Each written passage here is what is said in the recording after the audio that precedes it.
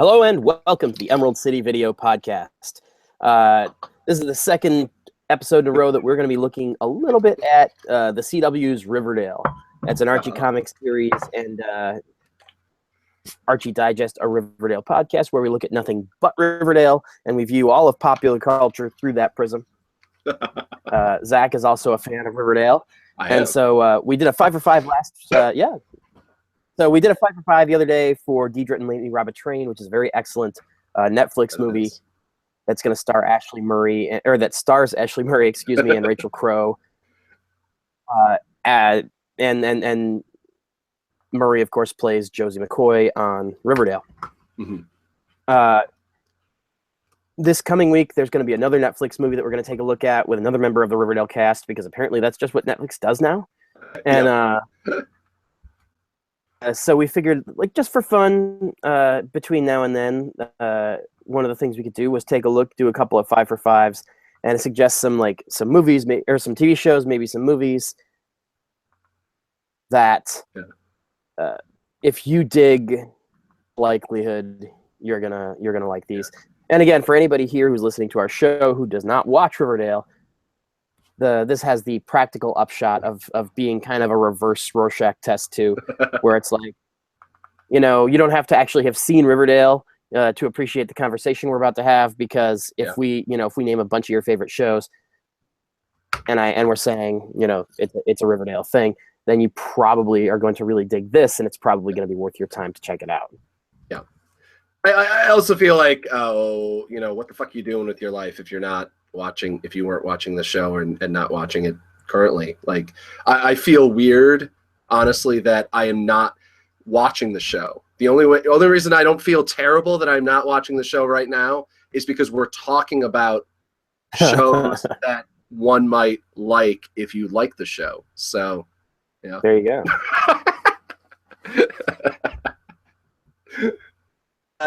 In this case, we're it's always a dicey thing where we go back and forth on how kind of closely tied things should be on a 5 for 5 to the product. And so in this case, like, we've actually got more than 5 things. A lot of them are just going to get kind of mentioned and then moved on past. But a lot of these also are not, just like Twin Peaks, because in a lot of cases it's just like there's a sensibility or a tone or there's something about it that makes me think that you're gonna really dig it if you dig Riverdale. The first thing that I already said was Twin Peaks, and so I guess we can jump right into it. That's my Freudian slip. Yeah. One of the things that one of these days I'll figure out how to do the screen share thing effectively on Google Play. Not that anybody actually watches these things live, but there's actually, in Betty Cooper's bedroom, there are owls, which is a thing on Twin Peaks. The owls are not what they seem, is like the most kind of repeated phrase, I guess, in the show. It's not a hugely quotable show because it's not very pop culture-y. It's not like Riverdale in that way. Yeah. But I can actually show you. Hold on just a second. Should be working, and you should be able to see. These are the and it's funny because actually the first time these appeared on screen, they were in the background, and in the foreground, Betty was talking to her mom, who's played by Machen Amick, who is actually on Twin Peaks. So. And Twin Peaks is an easy one because it's a very stylized, very sexy show. It takes place essentially in a small town, and it revolves around a young person being murdered. So from the get-go, it's been compared pretty much constantly to Riverdale. Certainly, I mean, it's widely considered one of the best TV shows ever made, or at least the first season, and then the series finale. Most of season 2 you could probably do without. Yeah. But it's one of those weird things where you really ought to have seen this anyway, especially because there's a new season coming out for the first time in 25 years, which is happening in like 5 weeks at this point. Yeah. Wow. So it's one of those, you should be watching, not that you should be watching Twin Peaks because it's not present tense, but you should have seen Twin Peaks by now anyway, because it's very good, and because it's one of those things where you're going to benefit imminently from it, because people are going to be talking about the new season when it comes very, very shortly. Yeah. It's also one of those just general cultural zeitgeist shows that it's good to at least I mean, I don't think I've actually seen the show since, I don't even know how much I paid attention to it as a kid because I was just usually in the room when my dad or whoever was watching it. So like I probably should rewatch it at some point. Because it was like 7, 8, 9. I forget how old. I don't know. Yeah, not enough to really. 25 years. Yeah, not really. Okay, 10. Not really enough to like wrap my head around the show. Certainly, yeah. I mean, I could barely handle most of his films at this point, and trying to figure out what the hell's going on. But yeah, it's there's a lot of shows. I mean, we always have this thing where it's just like, you haven't seen that movie yet. What? Like, it has nothing to do with like insulting someone's character. It just has to do with first off, I get to show this thing to you, and then second off, no, it's like, wait, no, you never read a John Steinbeck novel? It doesn't matter which one, but like, it's like, or like you didn't read Catch from the Rye? Like, yeah, the book fucking sucks, but it's like you kind of at least have to have read like the Cliff Notes. Also, the book is what, like 132 pages or something like that. So I mean, like, come on. Yeah, exactly. Yeah. Anyway. But yeah, so that's our good starting point, mostly because I had that kind of Freudian slip and inadvertently revealed it to everybody before I intended to start talking about it anyway. Yeah. For the record, because it says we have 2 viewers, so hi, viewers. Ooh, hello, viewers. But for the record, one thing is I am indeed wearing a Jughead hat. I actually have 2 of them. I have one that's like the official one that the CW sent me, and then this, which my mother-in-law made. Oh, really? I thought that. It isn't, because the official one is like this tiny. Yeah, it's pretty small. It's like a straight up beanie. Yeah. But this is only like 30% because we're doing a Riverdale thing. It's mostly because it's freezing in here, and I needed a hat anyway of some kind, and so I elected for this one. Oh, nice. If you look, this is actually a promotional pin from the comic book event from 1994, I want to say, called 0 Hour by Dan Jurgens. Nice. So lacking the little, like the actual little buttons that Jughead has on his hat, I made do with that, which is very, very much me. I'll give you a so Z, a beat for effort. There you go. Not 100% not 100% appropriate on the cosplay, but I'll allow it to happen. So yeah. Well, why don't you jump into what's your first recommendation? I should Twin Peaks is probably the most like dead on comparison that like it's kind of necessary. But mine are mostly they're it's mostly the tone and the kind of feel that like if you like this, you're gonna really like this. Usually I try to have there's an actor in this that is in this, or there's some like aesthetic look, as my keyword was a couple weeks ago. But something slightly more concrete. My first one is Luther. It's one of my favorite shows like ever on television.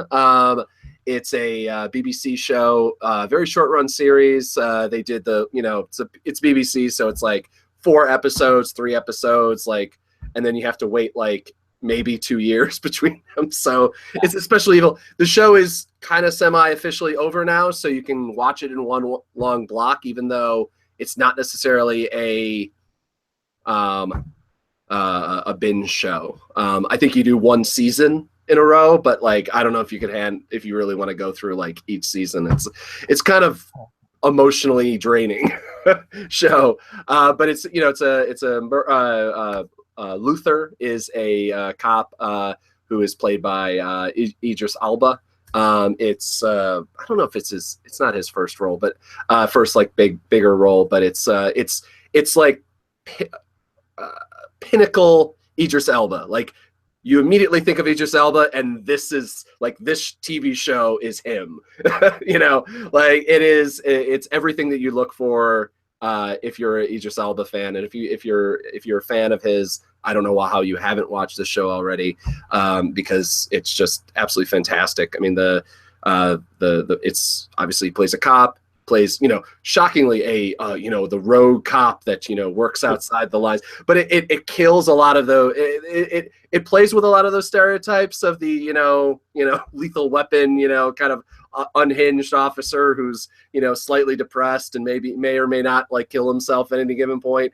But then it kind of like works its way through that in the fact that he's, extraordinarily ethical in his own kind of weird way. But there's actually just to throw in an Archie appropriate thing in here. There's actually a similar series of detective novels, the Pete Fernandez novels by Alex Segura, and Nice. there's a third one coming out in a couple of weeks.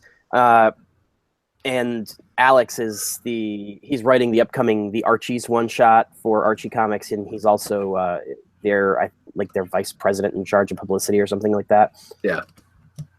So he's very, very much in the DNA of Archie. He's been a big part of kind of building inroads to the media and making New Riverdale like a successful thing. Yeah. And so as you're describing that, I'm just like, literally, that was the kind of the archetype that they used in the first Pete Fernandez book, was that he was a character who was, borderline suicidal. Yeah. So I figured it was worth mentioning him. Good tie-in. Thank you for making the vague tie-in. But again, it's a show that has, at any given time, any of the characters could be a killer or could not. There's a lot of a lot of big surprises in the film, in the show. A lot like there is in Archie, I'm sorry, in Riverdale. Not so much in Archie, the murder mystery end of things, but yeah, that's yeah. And it's I believe it's available on Netflix for streaming. God only knows how long it'll last, because Netflix is dumping a lot of their long-term shows in the coming weeks, which is super weird. Firefly is going away, which to me is like, but anyway. Yeah, that's actually one of the things. Like as we're going through here for TV, a lot of these are going to be on Netflix. Mm-hmm. But of course, you never know when that's gonna just suddenly stop being true. Yeah. If we tell you that it's on Netflix and then it's not, I'm very sorry. Yeah.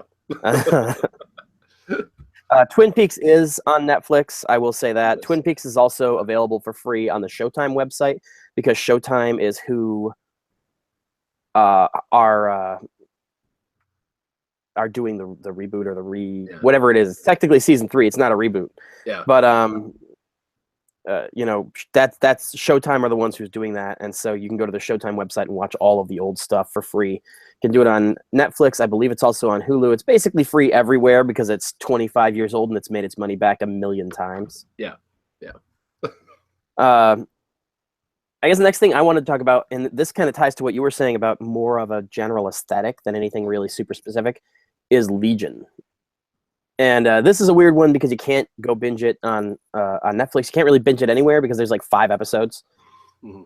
But Netflix or FX, excuse me, just launched Legion. It's another comic book adaptation, and said because the two of them I think premiered within a couple of weeks of each other, because the series premiere of Legion happened on the day that they aired the Dark Betty episode. Which I want to say was episode 3 of Riverdale. That was when we were visiting the set. Way home, I downloaded the Legion pilot and watched it on my phone on the plane. But the what was I going to say? Oh, the thing that I remember saying at the time was that, if the Arrow and Legion or an Agents of S.H.I.E.L.D. kind of era gave you a whole new appreciation for superhero TV, because suddenly they were doing shows that were smarter and better and had better effects than before. Mm-hmm. Now with Riverdale and Legion, you have cinematically credible television based on comic books, because it's like you look at these shows and they're some of the best looking shows on television. The cinematography on Legion is just fucking top notch, and it's one of those things where if you had brought either Riverdale or Legion to somebody 5-10 years ago and told them what it is, they'd have been like, no way, that's a comic book show, because all comic book shows kind of have that same kind of generic sheen to them. Yeah. Which isn't it's shape and form true anymore. I mean, you look at all, I mean, obviously all the Netflix Marvel ones basically have literally the same filter over all of them. But I don't know. I haven't watched Iron Fist yet, so I can't say, but I'm taking a wild guess here and saying, outside of having a white martial arts guy being there, it has all the same look and everything like that. Just wanted to say hi to Mike Brown. He's a reader of mine at comicbook.com. He's a good friend of mine. And he just sent me a message a little bit ago saying, hey, are you awake? And I said, oh, we're podcasting. So he's watching now. Hello. It says there's 3 people watching. If I know who one of them is, I'm going to say hello. You can do personal call outs to everybody. I mean, there you go. So, yeah. Anyway. Honestly, given the people who interact with me on Twitter for Archie Digest, it wouldn't surprise me at all if I could literally just tell you, like, oh, here are the other 2 who are, okay, so jumping off of what we were saying about Legion, like, really that was the biggest thing about Legion, and to a certain extent, there's the element of seeing in the way that Riverdale is trying to do with the murder mystery, because Legion is just a mind fuck. It's one of those shows where you're watching it going like, I literally have no idea what sometimes and what's actually true and what's not. That's a thing where if you're into that kind of thing, if you like that element of either Riverdale or shows like Twin Peaks or The X-Files, like, that's a thing that'll carry over really easily.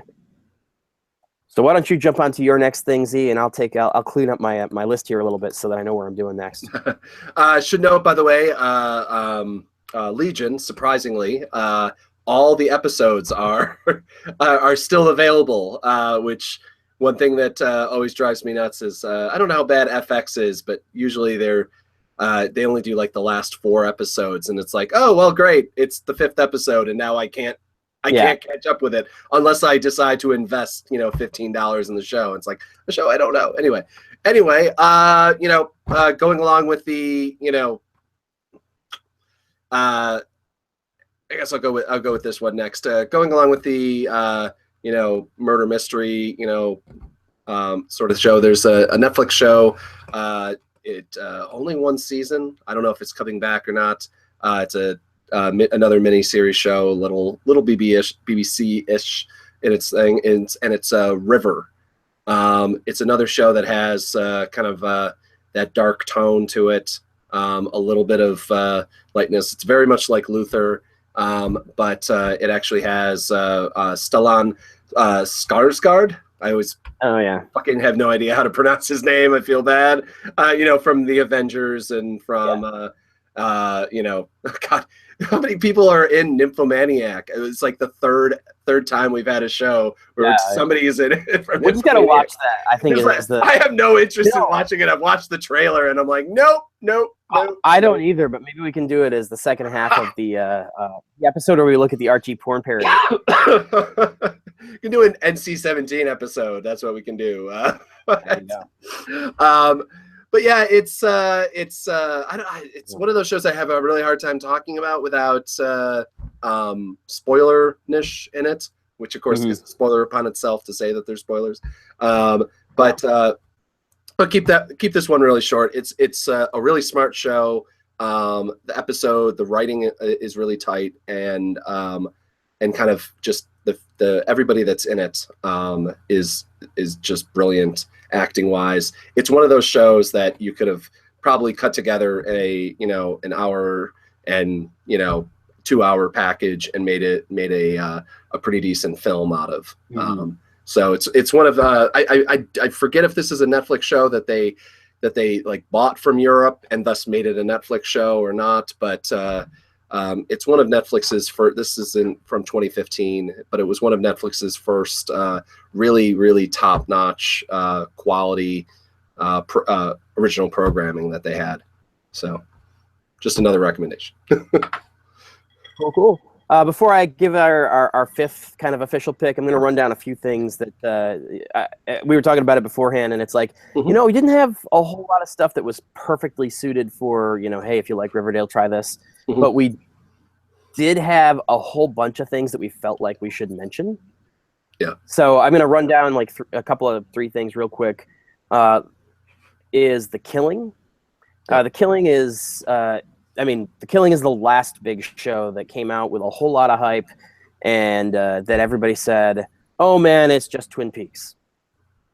And The Killing weirdly had exactly the same problem as Twin Peaks, which is that they didn't resolve their murder in the first season. Yeah. And then once they resolved it, unsatisfying to a lot of the viewers that people just bailed. People bailed because they hadn't resolved it, and then when they did resolve it, people bailed again. And I thought it was a really well-acted show. Excuse me. Muriel Enos, or however you say her name, from World War Z is in it. Joel... God, I can't remember his name now, but the guy who played Alex Murphy in the new RoboCop is in it. Kinnaman, because I'm looking at the IMDb page. I'm not that good. Yeah, thank you. Yeah, Joel Kinnaman. Yeah. God, there was a guy who was in that movie who was also in Deidre and Laney Rob a Train, and I can't remember that guy's name for the life of me, but he was the father of the murdered girl. And it's a really well done show in terms of character stuff, in terms of acting, and quite as interesting as something like Twin Peaks or like Riverdale. But I think that the production value on it is really, really high, especially for the kind of show that it was kind of at that moment, because AMC was not spending a lot of money on anything right then. Yeah. The Walking Dead was not the juggernaut that it is now. Yeah. And so they didn't have just an unlimited supply of money. Not that they spend that much now, because The Walking Dead is always getting budget cuts, and you're like, okay, there's 20 million people watching. What are you cutting? But well, they've got to figure out how to make it last 20 years now, according to the last. That's what they claim. So, but Killing, I felt like should be mentioned, although didn't necessarily merit its own whole section, which we kind of just gave it, because it's basically Twin Peaks light in a lot of ways. Yeah. I also feel like we should mention Beverly Hills 90210, because it was a primetime soap, lots of hot young things, lots of relationship drama, all this kind of stuff. Not a murder, as far as I know, but I'm going to tell you the truth. These last three, I have not yet seen an episode of. Yeah. And so I'm just kind of blowing through them, because I know people always compare them or mention them in the same breath as Riverdale.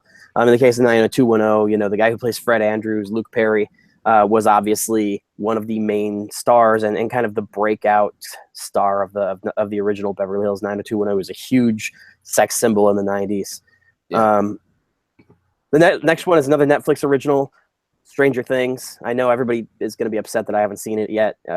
Nature of my job is because I have to watch so much stuff for work. If I'm not covering a show, it just doesn't end up on my radar until I get like a vacation week or something. Yeah. And so I really want to watch it. I haven't. But the girl who plays Barb, the girl who apparently goes missing and became kind of a viral sensation, is not Midge.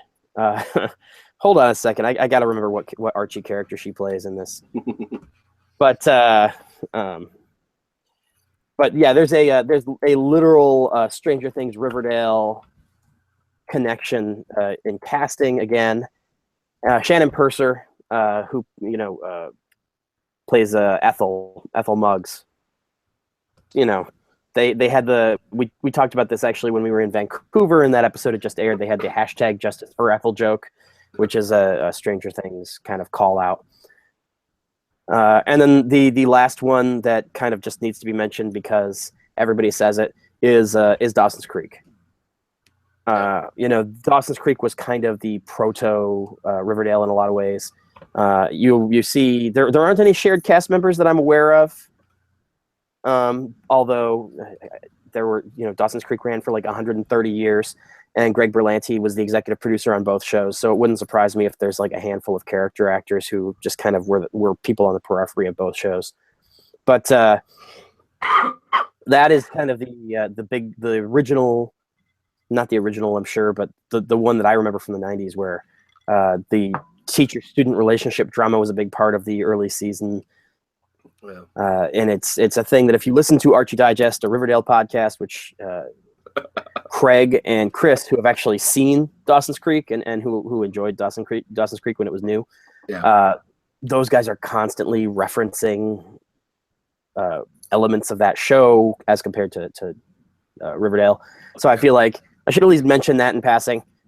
Probably should also mention The Sweet Life of Zack and Cody, because that's where the only kind of major member of the core Riverdale team who was a big star before Riverdale was Cole Sprouse. And Cole Sprouse essentially made his name on The Sweet Life of Zack and Cody with his twin brother. That element of him, apparently there is somewhere, and I haven't seen it yet, but Craig assures me that there is a video of, or not, I can't remember if it's a video or just audio, but there apparently Lily Reinhart and Camila Mendez, who play Betty and Veronica, sang the Sweet Life of Zack and Cody theme song, and you can find it on the internet if you look hard enough. When I get this into an audio, when this is a podcast instead of just like a streaming video that we're doing, I'll try to remember to look and see if I can put that in the show notes. So the last thing I did want to talk about, though, and call an actual entry instead of just like a runner-up or a drive-by, is iZombie. iZombie is also a CW show. It's also a comic book adaptation that a lot of people don't necessarily think of as a comic book adaptation or realize as a comic adaptation. The central conceit of the show is that, zombies are real, but it's not exactly the way you think of them. That there are people who essentially have to eat brains in order to stay. And it's a spectacularly acted show. It's based on a comic book that a guy I know wrote, and I walked in because they made so many changes to the comics. I walked in totally ready to just be like, okay, screw that show, whatever. But I met the cast at a press event before the show ever premiered at Comic-Con. And it was just like, you meet those guys, you hang out with them for like 5 minutes, and you're just like, okay, I want this show to succeed because these guys are amazing. Yeah. And that really, it shows on camera. Like Raul Coley, who plays the medical examiner in Dr. Ravi Chakrabarti. Ravi is a hilarious character, but like more than that, Raul Coley just feels like the kind of guy who ought to be a superstar.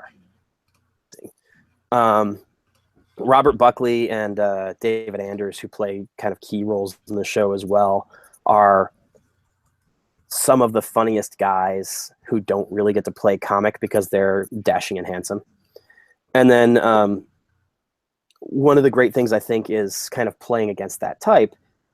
Rose McIver and Ally Michalka, who are the two kind of main female leads in the show, get to be funny all the damn time. And when you have two kind of very beautiful young women, typically you don't get to see them play a lot of comedy, which is one of the things that, again, kind of really feels Riverdale to me. Like you watch, and the combination of kind of her sex appeal and her ability to sell a joke feels very much like Camila Mendez. It's just one of those things where, in all likelihood, if you're not turned off by the brain eating, which, to be fair, some people are. My wife won't watch the show because of that. But if you're not turned off by the brain eating, I think that if you enjoy Riverdale, you'll probably dig iZombie. Yeah. And so that's the end of our 5 for 5, which we kind of cheated and gave you like 8, but we can only talk about 5 of them with any kind of intelligence, so I think that counts. There's one thing. Oh, bad echo. Or if you want to pull your headphone a little bit. My side. So why don't you just plow through?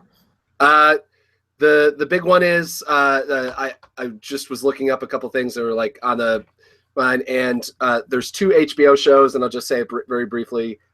Is 6 Feet Under, and The Leftovers. For some reason, both the 6 Feet Under more than The Leftovers, but it just has to do with that kind of overall tone of anything can happen, weirdness, and the overall feeling of the dialogue, where it's smart, but it's certainly not real world 100% real world dialogue. Like a lot of, like most shows nowadays, either they've gone one way or the other. Either they've gone the way of, West Wing, where they're uber smart, like way too smart for who they are, or, super real, a little bit funny, but, like Modern Family or something like that. You could see members of your family saying that if they were, funny.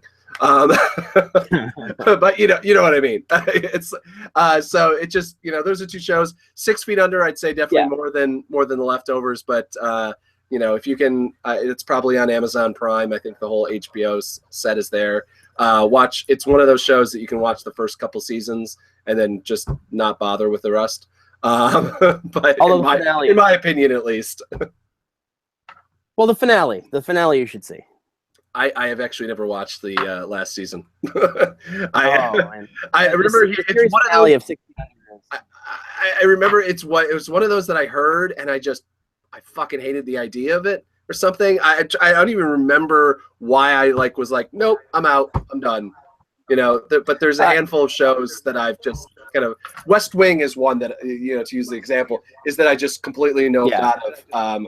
But that was basically because the entirety of the cast was going away, and I was like, well, this is the reason I watched the fucking show, because the cast was so great. And if you decide to switch it with, as much as I love Alan Alda, I don't know, him playing a right winger, the only time that's fun, or somebody that's not like a smart aleck liberal or whatever, the only time that's great is in Canadian Bacon. So I think he was still. I think he was like the Clinton Democrat. I think he was a love me, I'm a liberal guy. I don't think he was actually a right winger.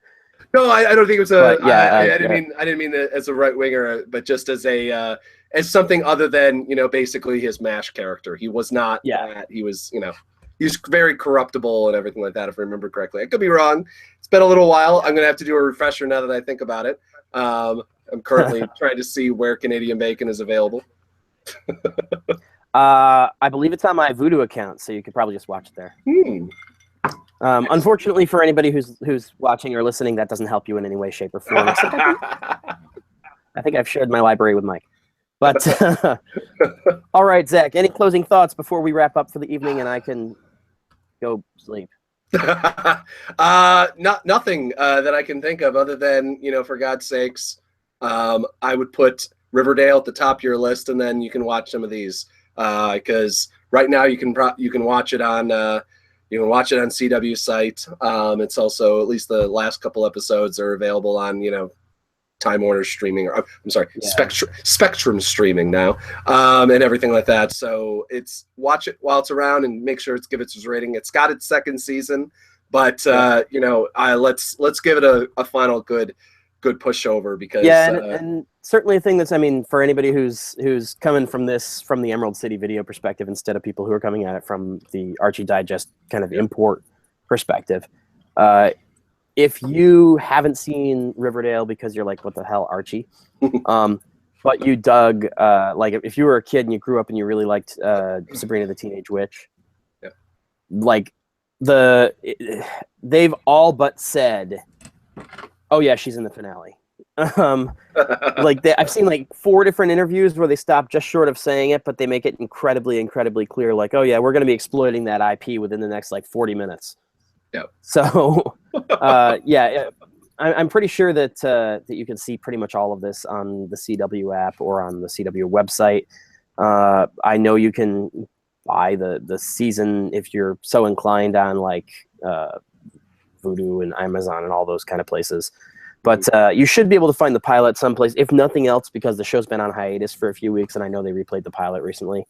And the way that the CW app works is that usually the 5 episodes you can find are the 5 most recent that aired, not the 5 most recent that were made.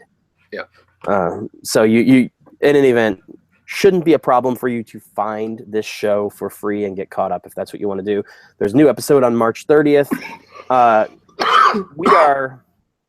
Zach is not going to survive this episode.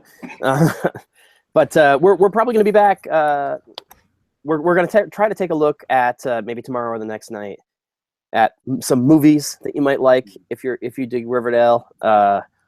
part of the reason for this is just because we originally intended to do movies, and we had a Freudian slip and said TV shows, and so both of us came up with a list.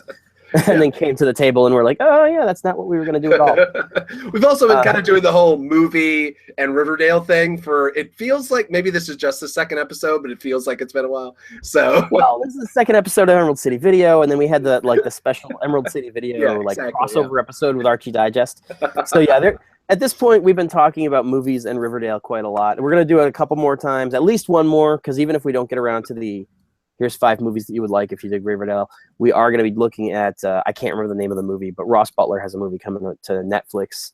And then probably after that, we'll take a break from Netflix, because really if we're doing a podcast that's all about a bunch of people who used to work at a video store, Netflix is like the Antichrist, really. Although I feel, obviously this is a larger discussion we should have at some point as like its own episode maybe, but like what is the new video store? Because obviously it's not coming back, unfortunately, unless we decide to start it up and, dump all our money into something.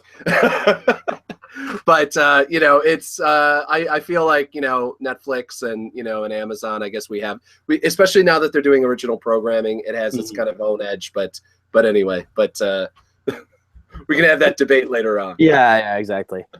But anybody who's still out there, we had viewers this time, which is unusual for us. I think probably that's partially because I posted a bunch of Riverdale set interviews and videos. And so you have that thing of like, suddenly there are people who care about Riverdale who probably saw 5 for 5 Riverdale and are like, who the hell are these guys? But anybody who's still listening, thank you very much. And we'll be back very soon with our regularly scheduled Emerald City video programming. In the meantime, you can catch me on the Archie Digest, a Riverdale podcast, sometime Thursday. This is the first time they haven't sent us screeners, and so I might have to wait for my compatriots on the West Coast to actually see Riverdale before we can discuss it. Usually our show comes out right around 10 p.m. Eastern time, and I don't know if that will happen this week. Zach, where can they find you? You can find me. I was going to make the joke again, but I won't do it about physical location. I think I did that literally last night. I'm a photojournalist. You can find my work at zdroberts.com. One of my podcasts is aroundthelens.com, and we talk about photojournalism. And my other podcast is forgetting what it's called, Insurgency USA podcast. It's a political left-wing craziness, talk to journalists, lawyers, and stuff like that. And you can find that at zdroberts.podbean.com. Also on iTunes and everything else as well. Yeah, same thing here. You can subscribe to the Emerald City Video podcast either on iTunes or at emeraldcityvideo.podbean.com. You can subscribe to the Archie Digest podcast either on iTunes or at archiedigest.podbean.com. You can look at the show notes, and it'll tell you how you can support the show financially, because we actually we have opened up kind of a shop on Redbubble where you can buy Riverdale-themed merchandise to the best of our ability without actually being bootleggers who are jerks. And then you can donate directly to us, our PayPal link, and get some of the 8x10 photos from what I did on the set visit. Basically, we're just trying to monetize the show a little bit so that way we can continue to pay hosting fees and not go out of pocket for it. We had one kind of angel investor, Mimi C, who's a regular commenter and somebody who follows us on Twitter, who donated some money so that she's our like official season 1 sponsor at this point, because she's the only person who has. But yeah, so anybody who really wants to subscribe to either of the shows, check us out on iTunes or check us out on Podbean. Anybody who wants to support the shows, look in the show notes on the Podbean page, and you can do that. Or when the Archie Digest show goes on K-Site, they usually have all that information too. Because of the fact that we're doing a Riverdale thing, I'm gonna once again point out that this is a crossover between the two shows, and that we are a podcast about a story about something, not really a town, but yeah. Good night, folks.